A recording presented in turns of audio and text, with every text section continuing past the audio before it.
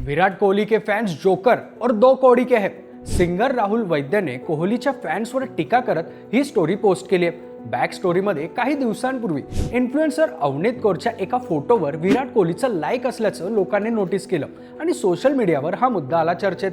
इतका की विराट कोहलीने स्पष्टीकरण देत लाईक मी नाही तर इंस्टाग्रामच्या अल्गोरिदममुळे झालं असावं असं सांगितलं।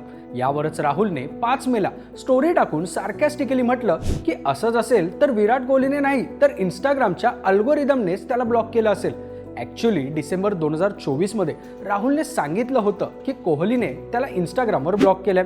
राहुलच्या या स्टोरीमुळे कोहलीच्या फॅन्सनी त्याला ट्रोल करायला सुरुवात केली। दुसऱ्या दिवशी 6 मेला राहुलने कोहलीच्या फॅन्सवर टीका करतानाच्या 2 स्टोरीज टाकल्या, ज्यात कोहलीच्या फॅन्सनी राहुल सोबतच त्याची बायको दिशा परमार आणि बहीण श्रुती वैद्यला शिवीगाळ आणि ट्रोल केल्याचं म्हटलं।